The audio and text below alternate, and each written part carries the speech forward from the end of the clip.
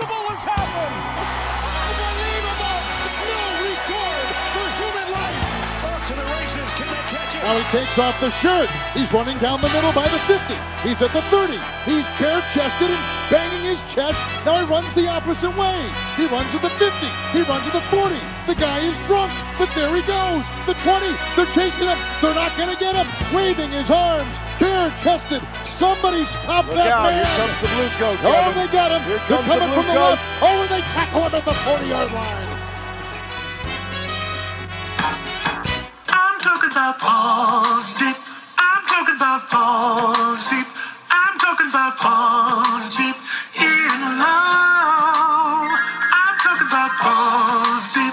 I'm talking about balls deep. I'm talking about balls deep in love.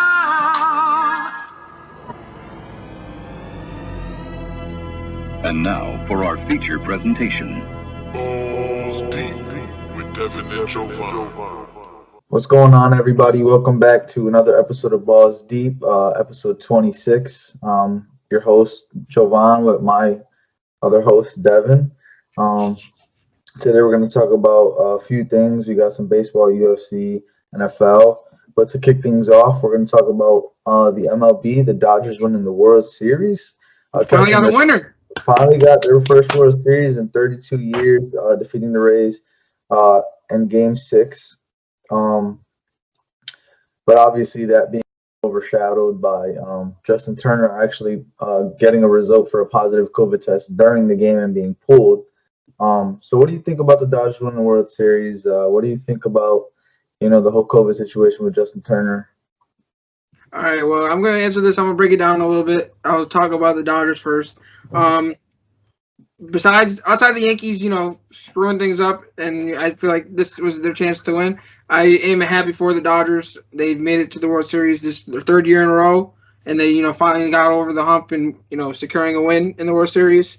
I'm not a Dodger fan, but I've always been a fan of the franchise just because, they open things up for, minorities in baseball, starting with Jackie Robinson. And that opened up doors for, people like other black players, as well as, Hispanic players. Roberto Clemente would have had the chance, to play with the Steelers, the Pirates. If it wasn't for, Jackie Robinson. So I'm always, fond of that franchise. So I'm actually happy to see that they got the win. It's crazy that it took 32 years for it to happen. But me and you both said it was inevitable as soon as the Yankees lost. We didn't really see them losing to anyone else. But it was a great series, and I do give kudos to the Rays. They did have a hard-fought series. I do think, this game was ruined by their manager for taking out Snell. I think he had a one-hit game going on, and then they took him out the game. And I get they take him out of the game in the sixth inning pretty much every game since he had an injury. But in this case, it's the World Series. You most likely ain't going to be playing again for much longer. And he probably wasn't going to pitch again in the series. So you got to leave him out there, especially if he's looking that good. That could have, I'm not saying that would have won them the game, but it would have given them a better chance of winning the game. So, but kudos to the Dodgers. Mookie Betts, that deal just makes it look worse on the Red Sox because he was looking crazy all series, but he came up big in Game 6 for the Dodgers to secure that win. Seager, obviously, he got the MVP of the World Series. And granted, he did play an amazing World Series, so he did deserve it. But Mookie Betts was definitely a close second, in my opinion. Yeah, it was definitely a well played series by both teams, although it ended in 6 games. It didn't go to 7, but it was a lot of close games throughout. So the Rays definitely kept them on their toes. But, congrats to the Dodgers, third time making it in 4 years. And obviously last year they didn't make it, but obviously they got their hearts broken. And the AL Championship Series, so obviously they didn't make it then. But finally making it, finally their season not ending in heartbreak, and they were able to capture the title, like you said. Mookie Betts playing really good, Corey Seager playing really well, Kershaw finally getting his first chip, which is really good.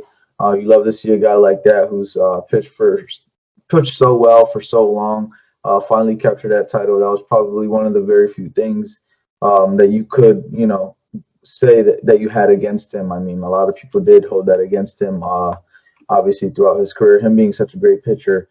But now that he's got one, it's another thing he gets to check off his list, and it just allows him to reach that much higher and the top pitcher, one of the best pitchers ever, category, because he's up there. So congrats to the Dodgers. I'm happy for them.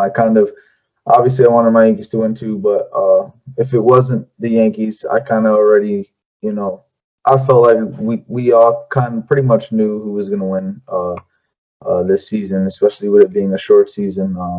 They have a very talented team, so congrats to the Dodgers. I feel kind of bad because it was overshadowed a little bit with Justin Turner testing positive for COVID, which kind of sucked. And kind of selfish on his part. Obviously, he's worked hard all season and he wants to celebrate with his guys. But, when it's something as serious as that and you have guys around that, are obviously a lot more vulnerable to disease, like their coach, like you told me, I guess, him having beat cancer before. So, that kind of affects him in a different way that it might affect any of those other guys. Because he's immunocompromised, his immune system's not as strong as the typical person. But that's what I want to talk about, though, is everyone's so big on it. And yes, I agree, it wasn't a smart decision, or not a smart decision. It didn't look good on baseball's part, didn't look good on his part, didn't look good on the Dodgers' part, from the outside looking in. Now, yes, he had COVID and you're being exposed to someone, or to a lot of people at the given moment, just to be out there celebrating. But in my opinion, who in his shoes would not want to be out there to celebrate a World Series that might not happen in the rest of it might not happen again in his career, right? But also he was not just taken out. Like, it's not like they ruled him out of the game in the beginning because he tested positive. They took him out. They pulled him from the game in the 7th inning, right? So from the few hours that he was already exposed to them from the start of the game to the 7th inning, what difference does it make that he's out there taking pictures? And granted, I wouldn't have put him next to the coach who just beat cancer, but a lot of the players like Mookie, Clayton Kershaw, Seager, they all said they wanted him to be out there to celebrate with the team. So he did celebrate initially with them when they won. He came out an hour later to celebrate with the team, take a picture with the trophy, take a picture the team photo with the trophy. And then there was a picture where he was kissing his wife without his mask. Like, he was already exposed to his wife already. So all these people that he was exposed to, it's not like it's anyone new from that he was already exposed to that day or when he already tested positive. So I'm not saying go out, if you have COVID, go out and expose yourself. That's not what I'm saying by any means. I'm just saying it doesn't look good. And it wasn't the smartest decision, but in his case, he was already exposed to them. So to me, there's not much of a difference, especially when it was the series is over, the season's over. It's not like baseball would have to cancel any games moving forward. The only thing that he was really taken for granted is like people's health, and that's the main reason why I wouldn't have had him next to Dave Roberts. Granted, he was next to them for a couple hours. Because he got taken out in the 7th. Well, I get it, and I understand. I mean, it's definitely a once-in-a-lifetime thing. So understandably so, he wanted to be out there with his guys. They wanted him out there. But it is a little selfish on your part. That's kind of where you have to,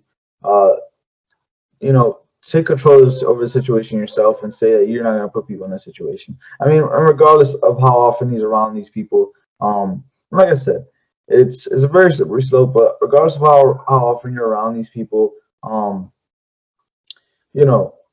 if they're not already infected, or you've not already infected them, or who knows, maybe it's somebody else who's infected as well, and that's how you got it. Just the longer you're around them, the more you're around them, the higher percentage chance you have of infecting them. So, I mean, obviously, we'll see where it goes from here. You hope that nobody else is affected by it, and if they are, that everybody ends up being healthy at the end. Yeah. You don't hope the worst, you hope for the best. But obviously, you just wish you wouldn't see something like that happen, especially in such a big moment for that team and for Justin Turner himself. I mean, it's definitely going to look even worse if players do come out positive. But my thing from baseball's point of view, I guess he was tested prior to the game, and it wasn't positive nor negative. It was more, I forget what's the term that they call it, but like they weren't sure if he had it. So they didn't know how to approach the situation. But in that situation, I wouldn't allow him to play. Yeah. You know what I'm saying? I don't care how big of a game it is. He's not playing until we know for sure that he's negative. You know what I'm saying? Because now you don't know. He go out and play, and then you take him out in the 7th inning because he tested his second test was confirmed positive. So now he was just exposed to however many people, and instead of isolating himself for that amount of time, he was only isolated for a couple hours in the dugout by himself before he came out to take pictures. You know what I'm saying? So I wouldn't have had him play at all until you have a confirmed negative test. Yeah. Then you can take the further steps after that. But the fact that they didn't know and they still allowed him to play, now I blame baseball for that because they could have taken safer precautions in that situation. Yep. Well, with that being said, I mean, congrats to the Dodgers again. Happy for the Dodgers. Obviously, they've been close to winning past 4 years, I believe, and every season ended up in heartbreak except for this one. So congrats to them on finally getting that first one in 32 years. With that being said, we're gonna move on to some UFC 254, and we're gonna talk about the fights that happened between Robert Whittaker and Cannonier, and Khabib and Justin Gaethje. So to start, we're going to talk about Cannonier versus Whittaker. What did you think about the fight? Did you enjoy it? Did you go as you expected? So it didn't go as expected for me. It was more one-sided than I was intending. Like I said before, I thought it was going to be fight of the night, and primary part of that is because I thought it was going to be a 5-round fight, and I still wish it was a 5-round fight. Because I felt like Cannonier could have had a chance to turn things around. It was the time where Whittaker, had him against his back against the ropes essentially, and instead of getting knocked out, he got his senses back and started fighting back and ultimately finished the round. So that just shows how much or how big of a heart he has. He's definitely a dog. I'm not saying he's not. I just think any other fighter, he would have won. I think this Whittaker just had the extra edge to him that day. Whittaker looked amazing. He looked impressive. I think he might have looked even more impressive than he did against Till. And that says a lot because that Till fight, he looked ridiculously good in the cage. So we obviously know what's next. It's Adesanya, and it's very inevitable, as Whittaker likes to say. I think that fight should be very interesting. I'd like to see where Cannonier, bounces back after this fight, because he was fighting well early on in the rounds, especially with those leg kicks. Whittaker wasn't really checking them as much as he should have, which kind of confused me at that. But he was able to, obviously, with the 3-round fight, he was able to take them and still be able to do what he has to do. That's why I kind of wish it was a 5-round fight, especially because it was a number 1 contender fight. So, to me, it's still a championship fight, whether the title's on the line or not. So, I'd like to see how he bounces back, but next time I would like to see them in a 5-round fight. And then in terms of Whittaker, the fact that he's improved from the 2 fights that he had since losing to Adesanya, I think the second fight with Adesanya should just be that much better. And I'm looking forward to it. Yeah. This fight, it basically went the way I thought it would. I do believe I did pick Cannonier. I thought he might have the advantage with length, but I did also say that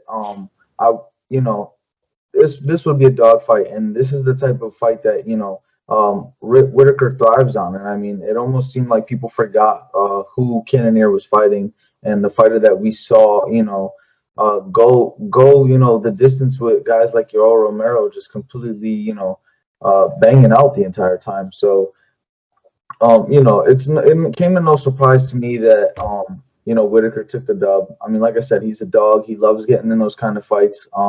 It almost seemed like his power surprised Cannonier a little bit. He caught him with a nice head kick.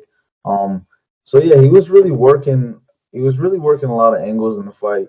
It was a unanimous decision, but it felt like a close unanimous decision. Some of the rounds felt like they might have been able to sway different ways, but ultimately, a lot of what Whitaker was just doing was too much, especially putting him down towards the end of the fight. Obviously not finishing it, but yeah, like you said, what's next is it's inevitable. It's definitely Adesanya, but it almost seems like Whitaker isn't so hell bent on it being Adesanya right away. I almost feel like he wants Adesanya to move up to light heavyweight and relinquish the title so that he could then fill in that role and try to fight for the championship and win the belt. When I saw him speaking about it post fight, it almost seemed like it. I know Whitaker. I know how he is. He's a very humble guy. He's not gonna always come out and just say he's gonna beat you. But it was almost like he wasn't so sure that he would be able to beat Adesanya even the second time. So it's weird. But I definitely do think that's the fight that's going to happen. I don't think Adesanya is going to move up. So I don't think it's avoidable for Whitaker. Not that I think he wants to avoid it. I just don't think it's something that he wanted right away. I partially feel like he knows he's not completely ready because he even said it. Adesanya is such a hard fight. I mean, he just is. He's such a hard fight. And Whitaker knows that. So I have to say something about that. So I understand where you're getting at, but he kind of further explained himself. He basically said he knows Adesanya's next. Like, he just won the number one contender fight. Yeah, and of course. So he's not stressed about it because he knows it's inevitable. Like, he says he wants to fight him, whether it's next or down the road. Like, he knows their paths will cross again. But he says, like, hey, I just won. Basically, like, I know that's next. I'm not really stressed about it. Like, I'm not stressed that they're not going to give me the fight because I know I'm next up to fight him. But he was saying, like, I guess he's expecting a child in December, so he's more worried about that, and then obviously go about having his next fight after that. And he was like, whether that be Adesanya or if Adesanya decides to move up and it'd be somewhere else, then I'll fight that. Like, put someone in front of me. Whoever you put in front of me, I'm gonna knock him down. That's kind of his thing. And he says whether it's Adesanya or he moves up, he knows their paths will cross, and it's inevitable that they'll fight again. Whether, like you said, in the octagon or 40 years old in the parking lot, they're gonna fight eventually. Yeah, exactly. But that's kind of my point. Is he's not so hell bent on it being so soon, and I feel like in a sense is also an opportunity for him to get better by then. Like you said, in December or even after he has his child, maybe even fighting January, February, that gives him a lot more time to train for Adesanya. Obviously, the reasoning might not just simply be Adesanya, but it is. I do feel like there's that underneath, that thing there underneath that he's like, it's gonna give me some more time to prepare for this guy. Because like you said, it's a hard fight. And it just didn't seem like he was so it just didn't seem like he was so sure that he was ready for it again just yet. But like I said, regardless, I know Whitaker, he's gonna go into that fight and he's gonna, fight like a dog. So whether he feels he's ready or not, he's gonna give his best fight. And I think it's gonna be the next fight, and I think it's gonna be a great fight. I don't see anyone outside of Adesanya being his next fight. And I think he might take some time off. So I don't think Adesanya's next fight might be Whitaker, but I think Whitaker's next fight will be Adesanya. Yeah. And the reason why is we don't know how much time he's going to take off after he has a child. So I understand why he wants to, worry about his child until his child has arrived. So maybe we see Cannonier fight him before Whitaker. And maybe if Cannonier happens to win, we see a Cannonier Whitaker part 2 type thing. But I think, like I just said, Whitaker's next fight is Adesanya. Whether Whitaker is Adesanya's next fight, we shall see. But we're going to shift over to the main event of the evening, the fight that everyone seemed to be hyped about, which was Khabib Gaethje, and it ended fairly soon. I believe it was the second round. Khabib put him in a triangle choke. It was weird, just because he had the armbar, but I guess from what DC has said in reports is that Gaethje was talking all week about how he won't tap. So he respected him as a fighter enough to not break his arm in front of his family who was present, and instead go to the triangle choke and put him to sleep, so that no harm was done to Gaethje. And then Gaethje's post-fight interview said one thing about getting put to sleep is you don't have any like medical effects. Yeah, you don't have any medical repercussions or consequences, which is fucking hilarious because you just got fucking put to sleep and that's the first thing you think of. So Gaethje's a very humble guy. Yeah, but the reason why it was weird though is because he had the armbar, but then the transition that he had to the triangle choke to get it is kind of just shows how advanced his skill set is on the ground. Like he was getting knocked down from a leg kick and then immediately just grabbed his leg, and then next thing you know, he was fucking had the armbar, then he had the fucking triangle choke and put him to sleep. And the crazy thing is he tapped I think twice, and the ref didn't see it, and the ref realized too late when he was kind of put to sleep. But Khabib, obviously the fight was capped off with Khabib retiring, which shocked a lot of people. Didn't shock everybody, but it shocked a lot of people. To me, I didn't really see him fighting much longer due to his dad passing. I told you while we were watching the fight, or after we watched the fight, he looked different. And I'm not saying he looked different in terms of physically. Like he still looked impressive throughout the whole fight.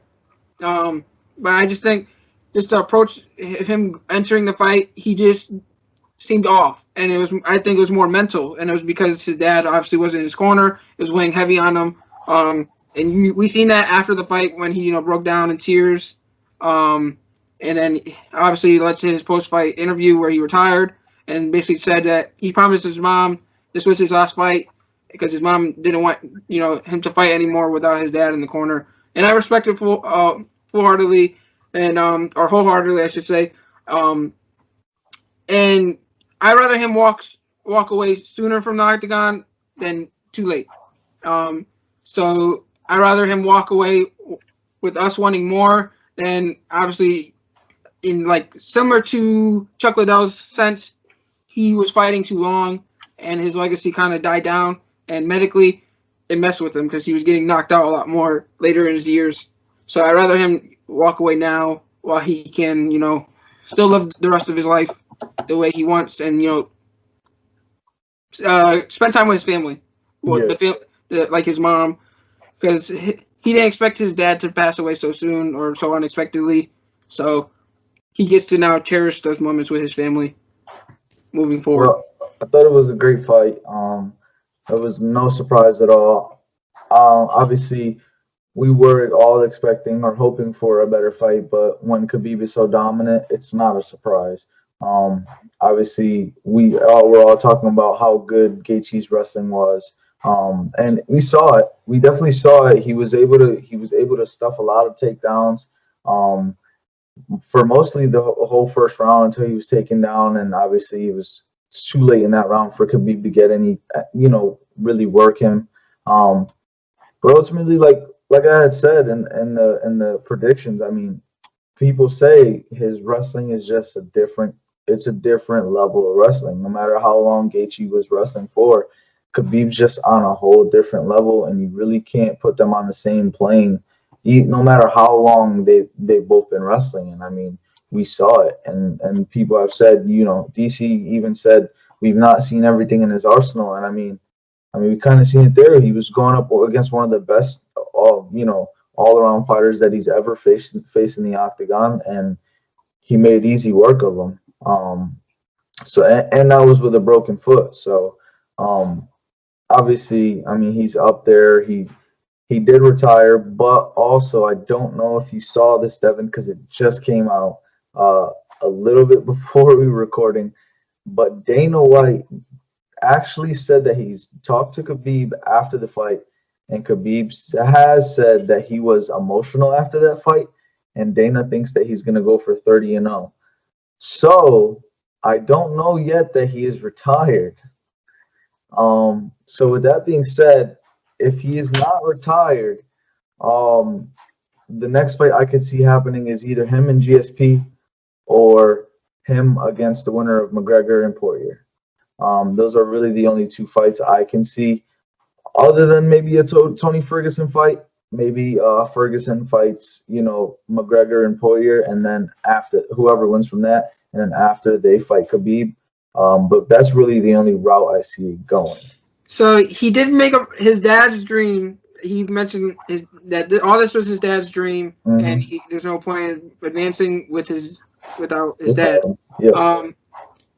But his dad's dream was for him to go 30-0 and just retire. So, like I said in the prediction, he did say that after this fight, the only fight that inspires him is that GSP fight. It's a reach. I know. I understand. It's a reach. I don't think GSP wants to come out of retirement. And like you said, you think it would have been a better fight, obviously, with GSP in his prime. Well, GSP has said also the only thing that inspires him is Khabib. So that's the only fight. That's the only fight I see. Hey, I'm not saying that that's obviously the priority fight. I think that's the fight the UFC wants. I personally, too. It's just, especially GSP being my favorite fighter, I don't want to see it. Because I feel like I already know where it's gonna go.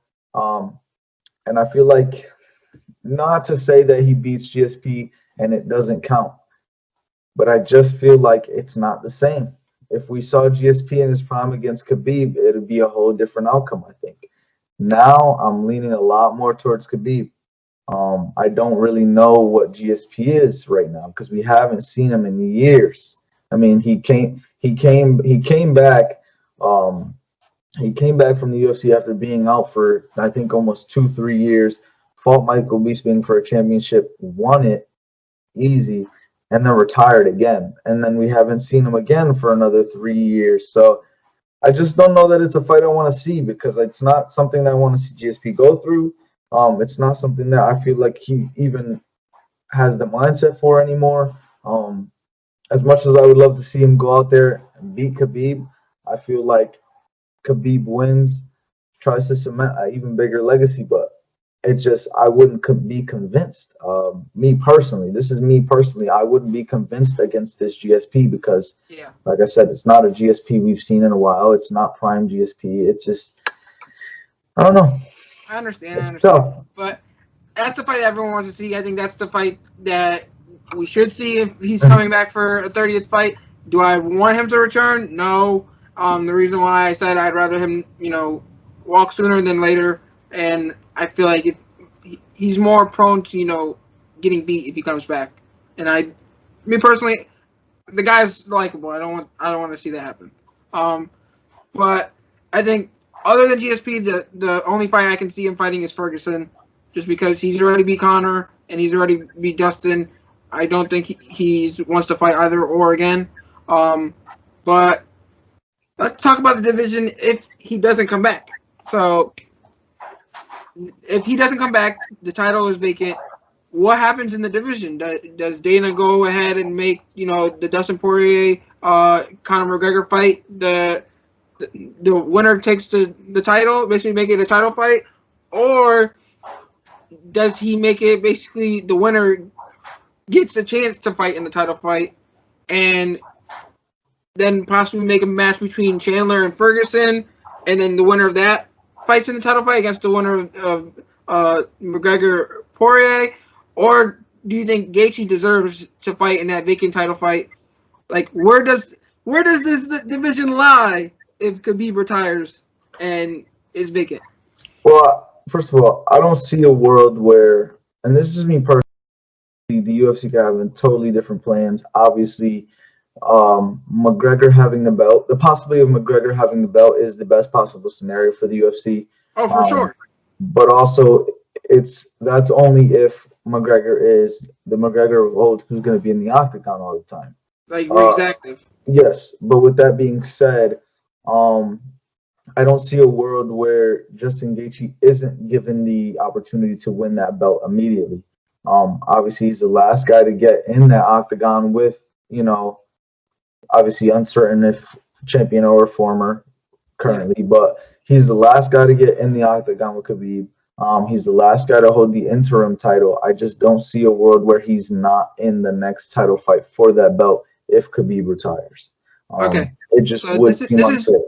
This is where my mind has set, and I don't think any other way is correct. I think this is probably the most logical way.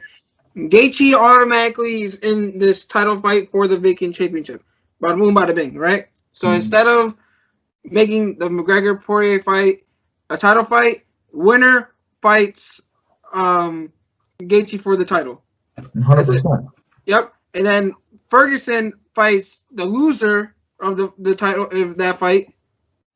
Speaking of the fight I'm talking about, Ferguson would fight the loser of McGregor Poirier. And if neither one is up to fight Ferguson, Chandler's always there to fight him because Chandler is not getting a title shot just off rip. He's got to fight somebody to earn his way up. Now that he's new to the UFC. So Ferguson, I think Ferguson Chandler would be an amazing fight, but I think that's only if the loser of the McGregor Poirier fight is either too hurt to fight or they're not up to fight Ferguson. So, and I think the winner of that Ferguson fight would then fight the winner of the title fight. That would be the number one contender fight, essentially. Yeah. So I think Gaethje fights the winner of McGregor Poirier. Boom, title fight. Ferguson fights either the loser or Chandler, and then boom, that's number one contender fight. And that's how you move forward with the division. Agree, 100%. That's the only way I see. I just don't see, like I said, I just don't see a world where Gaethje is not immediately given that title opportunity. Like I said, last interim champion, last guy to fight Khabib. And we know, like I said, the UFC, the best thing for them, money-wise, viewing-wise, is McGregor having the belt. But with that being said, have him beat Poirier. If he beats Poirier, he still has the opportunity to get the belt beating Gaethje. And the big reason why he's the money maker for the UFC is his mouthpiece. He can sell a fight like no tomorrow. Better than anybody, Yeah, and like he doesn't hate Khabib. He has no hard feelings against Khabib. Khabib hates him because of what he said, building up the fight, and that's why. And there's the glimpse that I mentioned was like he's like let's talk. Now when he's beating the shit out of McGregor, and McGregor was like it's business, and that's he didn't really have hard feelings. He was just trying to stop the fight, and that's just who he is, and that's the main reason why I like him too. But also, I mean, he has hands to back it up. It's not just because he's able to talk. He's always been able to back up his mouth with his hands. I just would like to see him improve his ground game. His striking is phenomenal. It's one of the best in the UFC. I'm not saying it's not, but his losses in the UFC have come to submission on the ground, and it's because his ground game isn't that phenomenal. He's gotten better in terms of defending takedowns and things like that, but when he's on the ground is where he has a problem, and I think that's where he needs to work on rather than try to keep the fight on like standing up. Obviously, you would like to keep it standing up because that's your strength, but you also got to prepare for the worst, which is getting taken to the ground. So I would like to see him improve that. I would like to see it in the Poirier fight, so I know what Conor McGregor we're getting, because fighting Cowboy Cerrone, that fight was too quick. We didn't everyone was super impressed that the Conor of old is back. But you didn't really see much. He just came in, threw a couple shoulders, fight was over. I mean, he did look impressive. I'm not saying he didn't, but the fight was so short, you didn't really get to see his full arsenal. So I would like to see his full arsenal, what he's improved on in this upcoming fight. Similar to how we were just talking about Whitaker. Since losing out to Adesanya, he's only gotten better.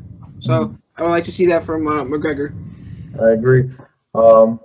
With that being said, we're going to be back with more Balls Deep, and we're going to be talking about the NFL. So we'll be right back. Yo, what's up, everybody? King Triple C here, the Olympic champ, the flyweight champ, and the bantamweight champion of the world. In other words, the GOAT, the greatest of all time. Meh, that's right. Anyhow, I want to give a special shout out to Devin and Jovan. I know you guys have started your podcast, Balls Deep, with Devin and Jovan. I want to congratulate you guys, and I want to tell everybody that's out there that doesn't know about them to you guys follow them, subscribe to them, and you guys make sure to follow them on all your social media platforms. Because if you don't, you guys can bend the knee to Triple C. And we're back with more Balls Deep. We're going to jump into the NFL. As you guys may already know, the NFL trade deadline is approaching. A few moves have already been made thus far. I mean, the Giants traded Marcus Golden to the Cardinals for a 6th-round pick. The Cowboys traded Everson Griffin to the Lions for a conditional 6th-round pick, which can become a 5th-round pick. Don't know the conditions on how it would, become a 5th round. I'm assuming it's based off of his performance. And lastly, the Bengals traded away Carlos Dunlap, who was heated from, his role in their defense being diminished. He got traded to the Seahawks, which is big on the Seahawks' part because, as you guys all seen against the Cardinals, they can't create much pass rush, and he's going to bring, that much-needed pass rush. He had a big 2019 year, so hopefully, he can carry that over. I think he's going to have a good role with the Seahawks, and he's going to look impressive on their part. But I do not think he's going to solve their issue. So we're going to talk about that. So with that being said, we're going to talk about some moves that we would personally like to see happen at the trade deadline. I guess since I already talked about it with the Seahawks, I would like to see them go out and, make another move for another pass rusher. I think they need to make multiple moves in terms of just that defense. The offense is fine, the defense. But I think Carlos Dunlap is going to help their pass rush. But I don't think he's going to solve their issue. And I think they need to go out and make another move for a pass rusher. The pass rusher I'm thinking of is on the Washington football team. It's been talked about a lot. But they have a collection of pass rushers on that team, kind of overabundance. They don't really need all of them, especially with how terrible that division is. It is what it is. But Ryan Kerrigan to the Seahawks, I would like to see that happen. So he could play opposite, obviously, of Carlos Dunlap and help out that pass rush. And then when Jamal Adams comes back, he can, help out in the pass rush as well. So that's one move that I would like to see. And another move in terms of your defense, I've heard that obviously with Giants having Logan Ryan on a 1-year deal, they had the same thing with Golden and they traded him away. And I would like to see, Giants get something out of Logan Ryan, and obviously it would help out the Seahawks in terms of pushing for a Super Bowl. He'd be their cornerback too on their defense. I agree. I do like the Dunlap trade. Obviously, Seattle needs help on the defensive side of the ball, especially pass rush. I'm actually going to go and say a guy you had mentioned to me earlier, J.J. Watt. He's not a guy that I can see really many teams wanting because obviously he's a big money player. But if there's any team that would go after him, it's a team like Seattle that's maybe a player like him away from, obviously they're already a serious contender. But with a player like him, who's obviously one of the best defensive players to have ever played the game, he's, going out of his career soon, probably a lot sooner just because he's so often injured. And obviously the Houston Texans might eventually end up blowing their team up anyways. So the amount of picks they could probably acquire from Seattle for somebody like him would be huge for them. So, a guy like J.J. Watt would be a good fit in Seattle. But another trade I would like to see, happen in the NFL is something that was talked about is Kenny Golladay to the Giants, more specifically because we need help we need help in the receiving core. I mean, we need offensive weapons. Saquon's down, and we kind of see the lack of offense we really produce. Obviously, Sterling Shepard being back helped us, but we don't really have a big body receiver. I think our biggest guy is Slayton, who's 6'1". But Galladay being there and being, our red zone target, he's 6'4". He'd be such a great player, a big body. And also, I was huge on drafting a guy like Jamar Chase out of the draft this year because we need help on the offensive side, but we also need help on D-line and O-line. So, acquiring a guy like Galladay now and not having to but use a pick on a receiver in this draft would help us obviously to acquire, an O-lineman or a D-lineman through the draft rather than having to get one, through free agency or via trade. We can waste that pick on O-line and D-line rather than having to get, a guy like Jamar Chase where we already get Galladay. So, yeah. So for me, I would love Galladay. I forgot that he was even going to be a free agent this offseason. So I was looking at Allen Robinson. He doesn't seem happy in Chicago with them not, paying him his money. So Allen Robinson, I would love Allen Robinson in a Giants uniform. But now that you're bringing up Galladay, I would like Galladay in a Giants uniform. He's the receiver that we need because we don't really have a receiver that kind of scares defenses, and that would help Saquon when he comes back. Obviously, open up the run game, but he can create separation. Slayton's really a number 2 receiver. He can move to number 2. And we have Shepard who can play the slot. Right now this season we have Tate.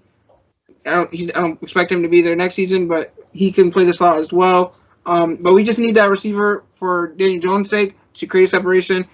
But my only thing is we have to pay him. Obviously he's a free agent, so we're gonna have to pay him. So I'd take Galladay in a trade as long as we don't pay an arm and a leg for him because we're gonna have to pay him in terms of our salary cap anyway. So if we can get him for a reasonable price and, pay him, I'll be a happy camper. He's young. You see what he did against the Falcons. Yeah. You've seen what he did against the Falcons. He's a very good receiver.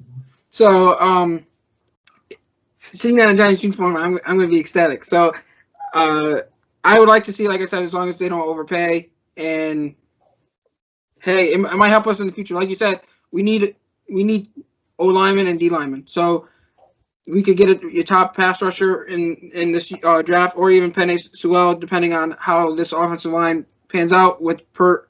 And we don't know what we got from Pert yet.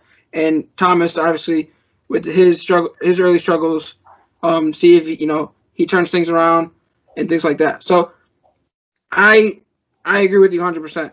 We need to focus our first round pick on those two things. We've needed those things since we last won a Super Bowl. It's been pretty bad. So, but that Galladay would help our offense.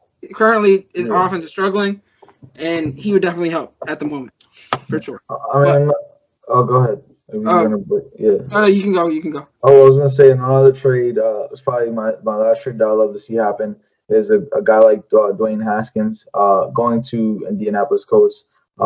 Maybe to finish out the season playing under Phillip Rivers, who is probably not going to be there after this year. Obviously, he's got a lot higher ceiling than Jacoby Brissett does. He's a great quarterback. I loved him at Ohio State. And Washington doesn't really have the coaches for him. They don't really have the playmakers around him. It doesn't seem like he's really wanted there outside of the owners, who I guess it was their decision to draft him. It was Snyder. It was Snyder. Because Snyder's son went to school with him, I guess. Yeah, exactly. So it doesn't seem like he's really wanted there all that much. So being in he's not wanted anymore. Yeah, he got benched for a reason. Exactly. So him being there for the remainder of the season, learning as much as he can for the rest of the season under a veteran like Phillip Rivers, teaching him how to go about being a quarterback in the NFL. And obviously, Paris Campbell is there, who he did play with at Ohio State, so he immediately would have built up a rapport with him there. And then obviously having a guy like T.Y. Hilton there, who's a very talented receiver. And then that defense on the other, Michael Pittman, who's Jonathan Taylor, very good offensive team, but also the defense to to take care of business when he's not on the field. You know what I mean? It's just overall talented team kind of lacking a quarterback of the future.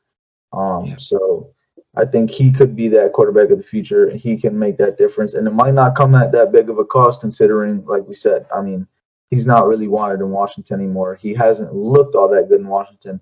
I don't think it's his fault, but that only helps a team trying to trade for him, not having to give up so much.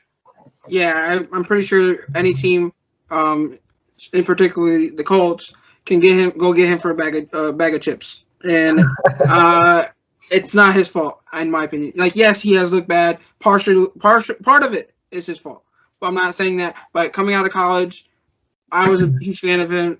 I wanted the Giants to draft him, but he was just dealt a bad hand from the start. Gruden. Jay Gruden didn't want him in Washington, and he didn't want to draft him. He wanted Daniel Jones, and it kind of showed, and it eventually kind of got him fired. And then Ron Rivera was willing to give him a chance, and obviously it didn't work out. But when Jay Gruden was there, his first start was against the Giants, and he wasn't even getting any practice reps. He was practicing with the practice squad and stuff like that. And next thing you know, on game day, he was like, "Go out there." And obviously it showed because he played atrocious. Didn't really, show much outside of the connection with him and McLaurin. But the offensive line was terrible as well. Played at Ohio State. Yep. The offensive line was terrible. The defense got better this season, but it was not helping his situation either. And outside of McLaurin, they didn't really have any weapons. So with him going to the Colts, Frank Reich coached Carson Wentz in Philly when they won the Super Bowl. So that connection in terms of him, coaching him up would be great. And obviously having Phillip Rivers and his veteran presence will help, like you said. But all those offensive weapons that they have, they're young. So they need a young quarterback to build with. And Brissett is obviously not the guy. Why do you think they went out and got Phillip Rivers? So, like you said, again, Haskins does have a higher ceiling than Brissett does. So I don't expect Brissett to stay there much longer. So Haskins would be the guy. But that offensive line, I think, would honestly help him the most because he would have, a clear pocket. That's something I think he's used to or accustomed to just because that's when he had his success in Ohio State was, a clear pocket. He was able to, hand off the ball to good running backs. And, they seem to have that right now in Indianapolis with Jonathan Taylor, who has a lot of promise as well. So that's a move that I would like to see. I would just like to see him get moved, period. But Indy would be a nice spot for him. I would have to agree. A move for me, the Patriots. They need to go out and grab offensive weapons. Cam Newton can't do it by himself. He didn't look the greatest himself. Like, I agree wholeheartedly that, they need weapons. Just like the Giants, they don't really have anyone that can create separation. But Cam Newton last game just didn't look good. He looked like he was hurt. I don't know if he is. But he's not the Cam Newton we've seen the first 2 weeks of the season. Cam Newton, the first 2 weeks of the season, the Patriots looked amazing. And then it just slowly went downhill. Like, he got COVID, and since he came back, has looked terrible. He just looked terrible. And I don't think it's fully his fault, but they need to do something. And he's kind of, screaming for help at the moment. So I have a few people that they can go pick up. They can go pick up Evan Ingram. Yes, I understand he just dropped a pass, and, he can't catch shit. That's why, the one player that caught COVID was not his ass. It was Will Hernandez. But he has a lot of promise. He's young. He's a big body receiver. He's a weapon that McDaniels can utilize. He can utilize in that offense. So he's someone. David Njoku is another one. They have a similar, play style. They're fast, vertical threats. That can be someone to help that offense because they're just as fast as a receiver, but they have the body of a tight end. Any weapons help. And the last one is a Georgia guy, AJ Green. AJ Green needs to get the hell out of Cincy. He's getting the targets, he's getting the love, but since he's not planning on winning this season, and he's not getting any younger, and they seem to, they're already shopping John Ross. John Ross is out of there, so he could possibly be a weapon too for the Patriots being their new Philip Dorsett, because Dorsett had a similar issue with Indy, a lot of injuries. He was a first round pick, a lot of injuries hurt him, and he went to he went to New England and he succeeded. That could be John Ross, could be, but AJ Green's my guy. Just because with Cam Newton there, you're in win now mode. The division's still up for grabs, and AJ Green would give Cam Newton a weapon that I don't think he's had since coming into the league. I mean, he had Steve Smith for I think one season, but Steve Smith is a smaller receiver. He's not a big body receiver, and they already have Edelman, who's already a small guy. So Edelman could now go back to receiver 2 rather than be their receiver 1. And Nikhil Harry, it's a mentor that he can look forward to or look to for like a helping hand, similar to how Calvin Ridley has Julio Jones. Yeah, I mean, also Julian Edelman's not even completely healthy. He's had a nagging knee injury almost all season, and they're actually saying that he might need surgery to repair it, so he might not be able to play the rest of the season. So, them going out and getting a guy like AJ Green or even Evan Ingram, David Njoku would be huge for them. Yeah, especially and at this moment in the season. They need any weapons that they can possibly get because their running backs aren't as good either. I mean, I'm not saying that they're not good. They're just constantly banged up, and they're already doing a running back by committee. So it's just constantly rotation after rotation. When one gets healthy, one gets hurt. So it just hurts them, and I think they just need to go out and go after offensive weapons as much as possible. You don't want to trade all the draft capital you have, obviously, but a lot of these guys you can get for cheap. Like Evan Ingram, you can get him for, I said, a bag of chips for Dwayne Haskins. You can get this guy for some peanuts right now, especially after the fact that he just dropped the game winner. You can get him for some peanuts. Njoku's he already expressed that he didn't want to be there earlier, and then he changed his mind all of a sudden. But I'm pretty sure he still feels the same. So they can get dealt for cheap.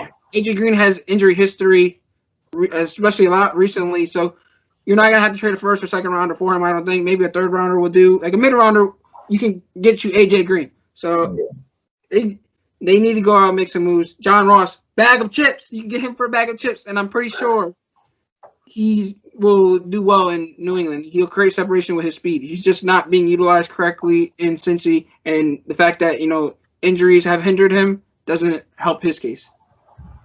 I agree. But with that being said, that is the conclusion of episode 26 of Balls Deep. As always, thanks for listening. Thanks for tuning in. Leave comments, show some love. If you like watching us, share it with your friends. Devin? Yeah, just make sure to, share, like he said. Go follow us on social media. We like to, interact with you guys. We've been putting up questionnaires or posts in terms of trying to get your opinion, your sports opinion on certain situations. So a lot of it is like fantasy talk, but who do you think better? And it was like Michael Jordan and LeBron James. But hey, it's sports fan talk. We just want to interact. We just want to hear from you guys. So just go do that. And yeah, that's all I really got to say. Just comment. We just want to talk. We appreciate the love. Peace. Until next time. You're talking about balls deep. I'm talking about balls deep. We're talking about balls deep in love. I'm talking about balls deep. My boy's talking about balls deep. We're talking about balls deep in love.